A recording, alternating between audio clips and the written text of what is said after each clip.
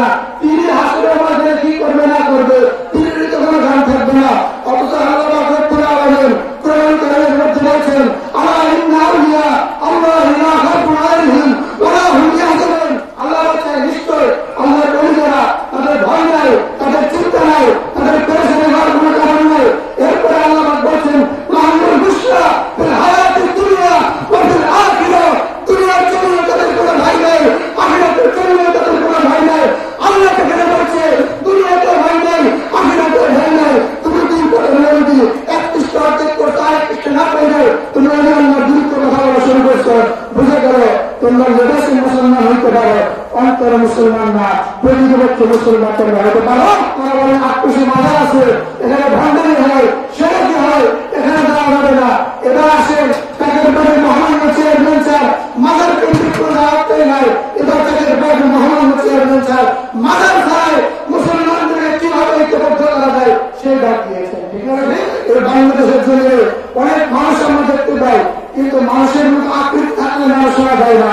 মানুষের ভিতরে যে জানোয়ার আছে, এই জানোয়ারকে যতক্ষণ পর্যন্ত মারতে পারবেন না, ততক্ষণ পর্যন্ত শুরুতে মানুষ হয়ে থাকতে পারবেন, প্রকৃত মানুষ হইতে পারবেন না। এই বর্তমান জানাই একজন ডাক্তার হইতে গেলে এমন ডাক্তারের কাছে যাইতে হয়, উকিল হইতে গেলে এমন উকিলের কাছে যাইতে হয়, কবিরাজ হইলে হইতে গেলে কবিরাজের কাছে যাইতে হয়। ঠিক তেমন ভাবে মানুষ হইতে হলে একজন মানুষের কাছে যাইতে হবে। সেই মানুষ করার কারিগর বিশ্বই খানা বাবা ফটিকপুরি কথা বলে ঠিক মনে হয়। বর্তমান জমানায় কেউ যদি মানুষের মতো মানুষ হইতে চায়, কেউ যদি রাসূলুল্লাহর কাছে উন্নত হইতে চায়, দল মত ভুলে অমুক নেতা তমুক নেতা, উঁচা টুপি লম্বা দাড়ি লম্বা পাঞ্জাবি এদিকে দীক্ষা, প্রকৃত মানুষ যদি হইতে চাও, প্রকৃত মুসলমান যদি হইতে চাও, মানুষের মতো মানুষ যদি হইতে চাও, জাতির পার্টি মহামান্য চেয়ারম্যান আলহাজ কামাল ভাইসের মধ্যে তুমি সাহেব তোমার তো আসতেই হবে, আসতেই হবে, আসতেই হবে। কোনো বিকল্প না। গ্রামের মধ্যে হাঁটতে শোনা যায়, কেউ বলতেছে অমুক দল এর, অমুক দল তার, অমুক দল তার। এখন সারা কিছু মানুষের কথা না বললা এই দেশের ওই দেশের গোলামি করে, তাহলে বাংলাদেশের মধ্যে যে 18 কোটি মানুষ আছে, এই 18 কোটি মানুষের জিম্মাদার কে? এই 18 কোটি মানুষের জিম্মাদার একমাত্র জাতির পার্টির মোহাম্মদ চেয়ারম্যান। কারণ জাতির পার্টির মোহাম্মদ চেয়ারম্যান স্যার কখনো বলে নাই সুন্নিতরা আমার কাছে আসো, কখনো বলে নাই লামাজাবি যারা তোমরা আমার কাছে আসো, কখনো বলে নাই অমুক যারা আমার কাছে আসো। জাতির পার্টির মোহাম্মদ চেয়ারম্যান বলছে বাংলাদেশের 18 কোটি মানুষকে সারা জীবন তো বেদাতি করলেন, সারা জীবন তো ভক্ত করলেন, একবার এসে দেখে যান জাতির পার্টি কি করে। জাতির পার্টি হত্যা হানাহানি মারামারিতে বিশ্বাসী নয়। জাতির পার্টি মদিনাওয়ালার আদর্শ বাস্তবায়ন করার জন্য, মদিনার আদলে বাংলাদেশকে পরিচালিত করার জন্য জাতির পার্টি উঠে পড়ে রয়েছে। কথা বলেন, এই জাহানের দুলহান, ওই জাহানের দুলহান, ওই নবীর মহব্বতের বাগান সাজিয়ে গেলেন আমার 3 বিশ্ব নেতারা ফরিদ করে। কথা বলেন, মোহাম্মদ চেয়ারম্যান স্যার বললেন বাংলাদেশের মধ্যে যেভাবে নবীর সামনে বেয়াদবি শুরু হয়েছে, যেভাবে ওলিয়াদের বিপক্ষে কথা বলা শুরু হয়েছে, যেভাবে নবীর ইজ্জত নিয়ে গান শুরু করেছে, বাংলাদেশের মধ্যে আসলে জীবন আসতেছে। এই জীবনকে আসে পবিত্র দিনে, আজ শুভ দিনে,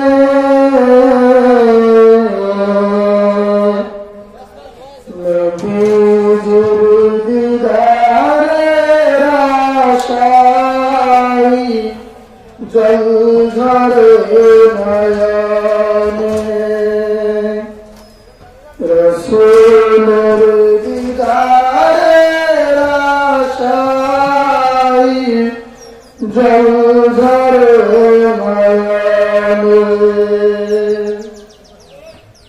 কি দয়া আছে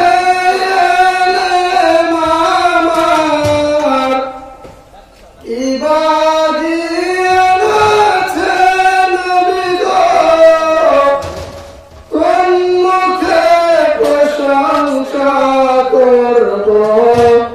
জানা নাই আছে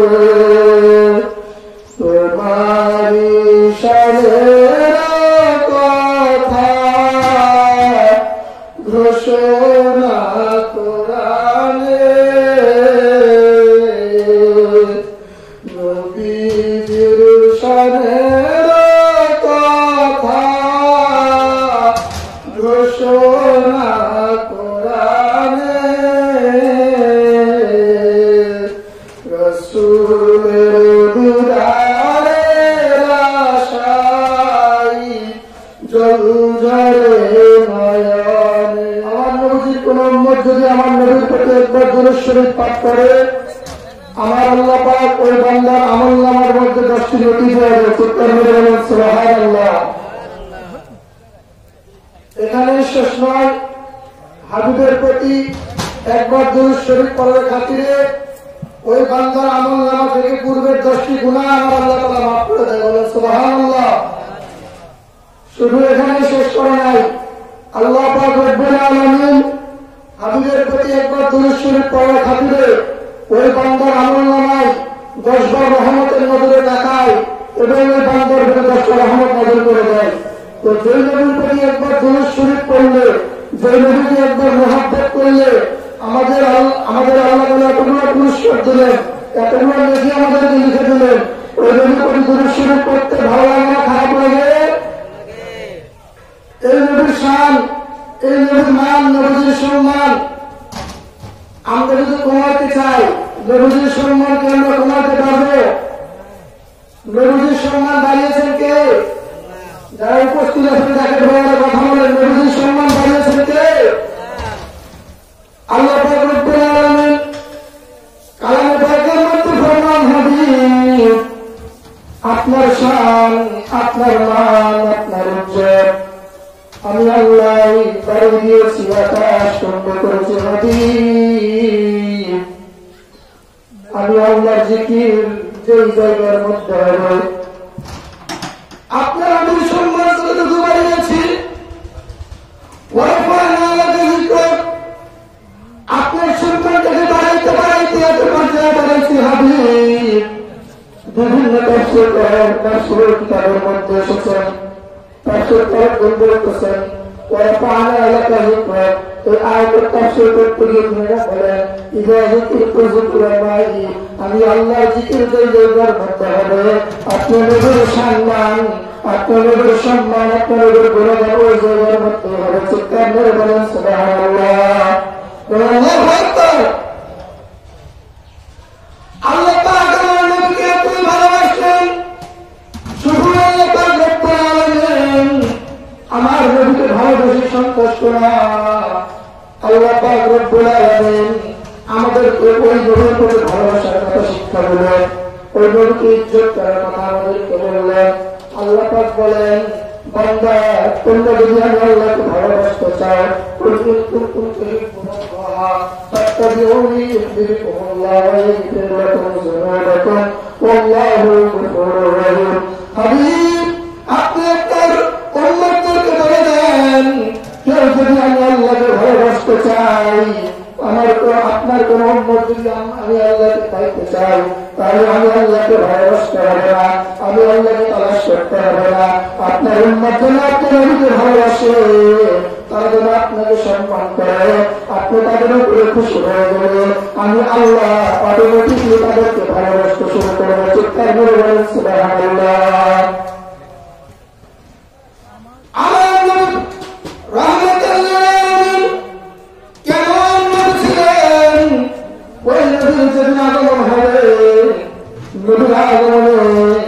আসমান খুশি হয়েছিলেন, জমিন খুশি হয়েছিলেন, রাত খুশি হয়েছিলেন, দিন খুশি হয়েছিলেন।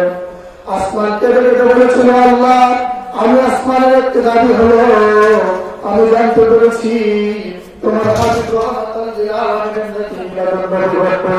আমি আসমানের দাবি হলো তোমার বন্ধু আমি আসমানের মধ্যে তুমি ঘটাবো। জমিন দাবি করে আল্লাহ আল্লাহ, আমার জমিনের দাবি হলো তোমার বন্ধুর গুণাগুণ আমার জমিনের মধ্যে তুমি ঘটাও। রাতের একই দাবি বলে একই দাবি। আল্লাহ এখন বন্ধু হয়েছে আল্লাহর একজন, দাবি করে চারজন, আল্লাহ এখন তাকে খুশি করবে, তাকে নিরাশ করবে। এই জন্য রাতেও না দিনেও না, রাত এবং দিনের মাঝামাঝি সময়, সুবহে সাদিকের সময় আমার নবীকে, আমার নবীর মিলাদুন ঘটায়া রাত এবং দিনকে খুশি করে দিয়েছে। চিৎকার করে বলেন সুবহানাল্লাহ। জমিন নবী আগমন করেছে, জমিন খুশি হয়েছে, আসমানকে আল্লাহ তাআলাকে খুশি করলে, বন্ধুকে দুনিয়ার জন্য প্রেরণ করলা, 40 বছর দুনিয়ার জন্য রেখা বন্ধুকে বন্ধু যখন দেখার ইচ্ছা হচ্ছে, মনের মধ্যে বন্ধুকে দেখার স্বাদ থাকছে, বন্ধুকে যখন বন্ধু দেখার ইচ্ছা হয়েছিল, রজব মাসের 26 তারিখ দিন তোমাদের ভিতরে 27 তারিখের রোজে দিতে আমার আল্লাহ তাআলা আমার হাবিবুল্লাহকে মেরাজের মধ্যে নিয়া এক রাত্রের মধ্যে 27 বছর মেরাজ করে আসমানে বন্ধ করে দিয়েছেন। চিৎকার করে বলেন সুবহানাল্লাহ। যে নবীকে ভালোবাসা, যে নবীকে মহব্বত করার কারণে আসমান জমিন লাখ দিন খুশি, ওই নবীর সম্মান করার কারণে, ওই নবীর সামনের কথা বলার কারণে আমার দেশের কিছু ভাইরা আমাদেরকে হারাম শরীফ বেড়াতে শুরু করেছে। তারা তো আমাদেরকে হারাম শরীফ বেড়াতে ফতুয়া দিবে। এইটা তো আজকের কোন নতুন কথা না। এই কথাটা আমার আল্লাহ তাআলা আর 1000 বছরের পুরনো কর্মের মধ্যে একটা 2 পৃষ্ঠায় সূরাতুল বাকারার মধ্যে আল্লাহ জানিয়ে দেয়, হাবিব আমার নবী যখন মুসলমানদের ইসলামের দাওয়াত যখন কাফেরদের মাঝে দিচ্ছিল, এক শ্রেণীর লোক এসে নবীর কাছে জিজ্ঞেস করে, রাসূলুল্লাহ আল্লাহকে আমরা বিশ্বাস করেছি, আখিরাতকে আমরা বিশ্বাস করেছি, জান্নাত জাহান্নামকে বিশ্বাস করেছি, ইয়া রাসূলুল্লাহ এখন আমাদের পরিচয় আমার নবী এখন তাদের যখন জবাবটা দিতে তাদের পরিচয় কি? এই জবাব দেয় আল্লাহ পাক দেয়, হাবিব জান্নাত জাহান্নামকে তারা বিশ্বাস করেছে, আমি আল্লাহকে বিশ্বাস করেছে, নামাজ রোজা করে মেনে নিয়েছে, সমস্ত কিছু বিশ্বাস করেছে, কিন্তু আপনি তাদের পরিচয়টা দিবেন না, তাদের পরিচয়টা আমি দিব। আল্লাহ পাক বলেন, আপনাকে তারা নামাজ নিয়ে সমস্ত কিছুর কথা মেনে নিয়েছে, সমস্ত কিছুর কথাই বলেছে, আপনি হাবিবের কথা যেতে পারে নাই। ومن الناس من يقول آمنا بالله وباليوم الآخر وما هم بمؤمنين। আল্লাহ কবুল নামাজ রোজা হজ যাকাত আখিরাত পড়া সমস্ত কিছু মানার পরে আপনি নবীকে যেহেতু মানে নাই, আপনি নবীর কথা যেহেতু বলে নাই, আমি আল্লাহ ঘোষণা দিচ্ছি অবিল মুমিনিন এদের ভিতরে একটারও ঈমান নাই। চিৎকার করে বলেন আলহামদুলিল্লাহ। জান্নাত জাহান্নাম আখিরাত নামাজ রোজা কারণে সমস্ত কিছু মেনে নিলে শুধুমাত্র আমার নবীকে না মানার কারণে আমার আল্লাহ তাআলা ওনাদেরকে মনগুলা করলেন না। আল্লাহ তাদেরকে যে মনগুলো সম্বোধন করলেন, আজকে ওই নবীর সম্মান যদি বলি, ওই নবীর সম্মানের জন্য আজকে বাংলাদেশের জমিনে আমরা দেখতে পাচ্ছি, আমরা আজকে বাংলাদেশের গ্রাম অঞ্চলে যখন এলাকার মধ্যে যখন নবীর সম্মানের বিরাট শুরু করে, নবীর সম্মান যখন দাঁড়িয়ে তাদের করে বিশ্বের উপরে কথা বলি, বিশ্বের হুজুরের দাওয়াত দেয়, তখন আমাদেরকে দাঁড়াতে দেওয়া হয়। তখন বলে আকুশি যাই ভণ্ড আয়সা করে ভণ্ডামে, যাদের করে যা করে তারা যাই ভণ্ড এলাকার মধ্যে আয়সাও করে ভণ্ডামে। আজকে নবীর সম্মানের কথা বলার কারণে আমাদেরকে ভণ্ড বলতেছে, নবীর সম্মানের কথা বলার কারণে আমাদেরকে বেড়াতে বলতেছে। ও মুসলমান শুনে রাখো, অন্য যদি নবীর ইজ্জতের খাতিরে নবীর সম্মান দেওয়ার কারণে আমাদেরকে শুধু দাদা দেওয়ার ভণ্ড বলে আখ্যায়িত করে না, এর চাইতে বেশি নিকৃষ্ট কিছু যদিও থাকে আমাদের গলায় দিলে আমরা গলায় মেলা হিসেবে দিতে পারি, এরপরে আমার নবীর সম্মান আমরা থাকতে পারি না। কথা বলে ঠিক পাচ্ছি আমার নবী রহমতুল্লাহ, তিনি আল্লাহর নবী, মুসা নবী তিনি আল্লাহর নবী, ইব্রাহিম নবী তিনি আল্লাহর নবী। মুসা নবী আপনাকে দেখতে চাইলেন, আল্লাহ আমি আপনাকে দেখতে চাই। আল্লাহ বলে না না, তুমি আমাকে দেখতে পারবা। মুসা নবী যখন আল্লাহর সঙ্গে তর্ক করতে লাগলেন, আল্লাহকে যখন ধরতে লাগলেন, আল্লাহ আমি আপনাকে দেখতে চাই, আপনাকে দেখবে। আল্লাহ তাআলা মুসা নবীকে তুর পাহাড়ের মধ্যে নিয়া, মুসা নবীকে তুর পাহাড়ের মধ্যে নিয়া সামান্য একটু শরীর পরিমাণ পর্দা সরাইয়া নূরের তাগাল্লে দেখা গেছে।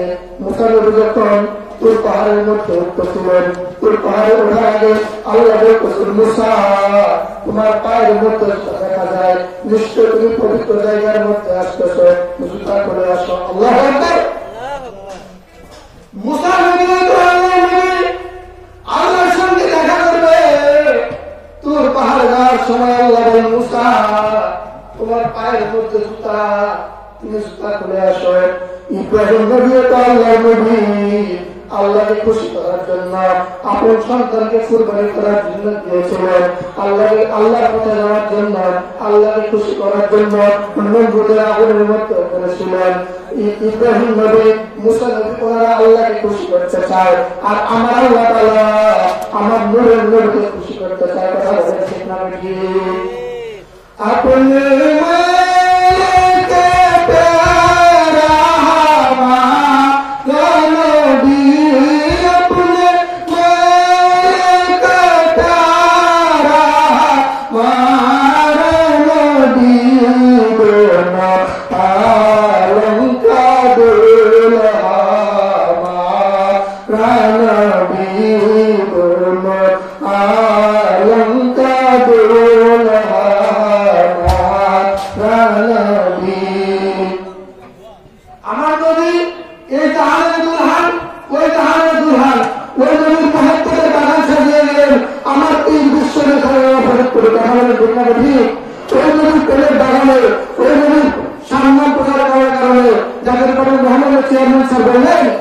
বাংলাদেশের মধ্যে যেভাবে নদীর সামনে বেড়াতে শুরু হয়েছে, যেভাবে ওলিয়াদের বিপক্ষে কথা বলা শুরু হয়েছে, যেভাবে নদীর ইজ্জতকে গান শুরু করেছে, বাংলাদেশের মধ্যে আসলে বিপদ আসতেছে। এই বিপদ কি আসছে কিনা? জাতির প্রতি মোহাম্মদ চেয়ারম্যান স্যার হুকুম যারা মানছেন, আমরা আগে থেকে হুকুমগুলো জানতে পারছি। বাংলাদেশের মধ্যে যে বিপদ আসতেছে, এত বড় মহামারী আসবে, দুর্যোগ আসবে, ভূমিকম্প হবে, এইটা সেটা যে হবে, জাতির প্রতি চেয়ারম্যান আমাদেরকে আগে জানিয়ে দিয়েছেন। ওই জাতির প্রতি মোহাম্মদ চেয়ারম্যান বাংলাদেশের সমস্ত মানবতা, বাংলাদেশের সমস্ত মানুষদেরকে ঐক্যবদ্ধ করার জন্য বিশ্ব ইসলামী মহাসম্মেলন ডাক দিয়েছেন। এই বিশ্ব ইসলামী সম্মেলন আমরা যে নদীর তীরের বাগান নিয়ে আপনাদেরকে রাখি, আপনারা বলেন আটকুশি মাজার আছে, এখানে ভান্ডারি হয়, সেটা কি হয়, এখানে যাওয়া যাবে না। এবার আসেন তাদের বাড়ির মহামান্য চেয়ারম্যান স্যার মাজার কেন্দ্রিক করে যাওয়াতেই নাই, এবার তাদের বাড়ির মহামান্য চেয়ারম্যান স্যার মাজার ছাড়াই মুসলমানদেরকে কিভাবে ঐক্যবদ্ধ করা যায় সেই ডাক দিয়েছেন। ঠিক আছে, এখন আমরা মাজারের মধ্যে যাই না, এখন আসেন সারা জীবনকে বেদাতি করলেন, সারা জীবনকে ভক্ত করলেন, একবার এসে দেখে যান জাতির পার্টি কি করে। জাতির পার্টি হত্যা হানাহানি মারামারিতে বিশ্বাসী নয়।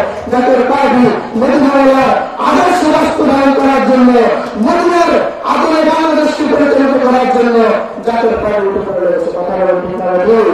আজকে আমরা নেতার সাথে পাগল হলে হবে না। কারবালার ময়দানে ১,৫০০ লোক শুরু করবে, তাদের নেতা ছিল, তাদের মধ্যে গাড়ি ছিল, কেল্লা ছিল, বড় ছিল।